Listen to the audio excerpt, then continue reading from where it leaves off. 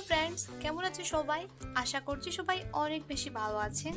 আজ চলে এসেছি ভীষণ মজাদার একটা পাকোড়া রেসিপি নিয়ে। আজকে আমি আপনাদের সাথে রুই মাছ দিয়ে ভীষণ মজাদার একটা পাকোড়া রেসিপি শেয়ার করছি, যেটা তৈরি করা খুবই সহজ আর খেতে কিন্তু ভীষণই ভালো লাগে। তাহলে চলুন কথা না বাড়িয়ে আজকের এই ভীষণ মজাদার মাছের পাকোড়া রেসিপিটা আপনাদের সাথে শেয়ার করি।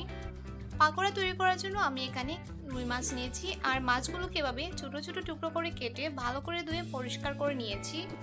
এখন এর মধ্যে দিয়ে দিলাম 1 চামচ পরিমাণ আদা রসুন বাটা, হাফ চা চামচ পরিমাণ হলুদ গুঁড়ো, 1 চা চামচ পরিমাণ ধনে গুঁড়ো, 1 চা চামচ পরিমাণ মরিচের গুঁড়ো, কিছুটা পরিমাণ পেঁয়াজ কুচি, কাঁচা মরিচ কুচি, 1 কাপ পরিমাণ বেসন, হাফ কাপ পরিমাণ চালের গুঁড়া, পরিমাণ মতো লবণ, 2 চামচের মতো লেবুর রস, আর সবশেষে এর মধ্যে দিয়ে দিচ্ছি 2 চামচ পরিমাণ সাদা তেল।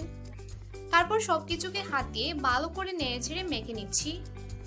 প্রথমে এখানে কোনো ধরনের পানি দেওয়া যাবে না, পানি ছাড়া অবস্থায় কিন্তু এগুলোকে মেখে নিতে হবে। শুকনো অবস্থায় মেখে নেওয়ার পর একটু একটু করে পানি দিয়ে এগুলোকে ভালো করে মেখে নিতে হবে।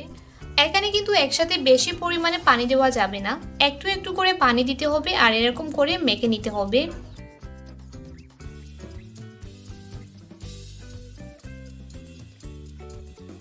তো সবকিছুকে আমার ভালো করে নেড়েচেড়ে মেখে নেওয়া হয়ে গিয়েছে।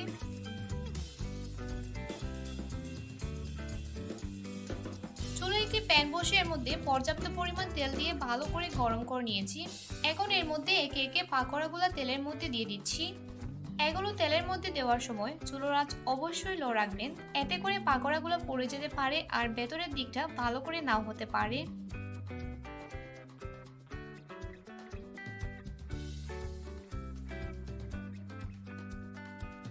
এক পাঁচটা হয়ে যাওয়ার পর এগুলোকে উল্টে পাল্টে দিচ্ছি, যাতে অপর পাঁচটাও ভালো করে ভাজা হয়ে যায়।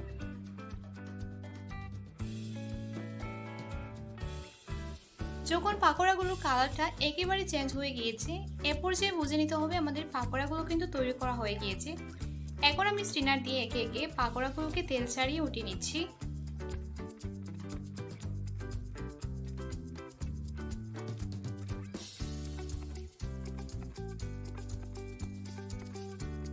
তৈরি হয়ে গেল আজকের ভীষণ মজাদার মাছের পাকোড়া রেসিপি। কেমন লাগলো আমার আজকের রেসিপি অবশ্যই আমাকে কমেন্টস করে জানাবেন। ভালো লাগলে আমার চ্যানেলটা সাবস্ক্রাইব করে পাশে থাকা বেল আইকনে প্রেস করে দেবেন। আজকের মতো এখানেই বিদায় নিচ্ছি। ভালো থাকবেন সবাই। আল্লাহ হাফেজ।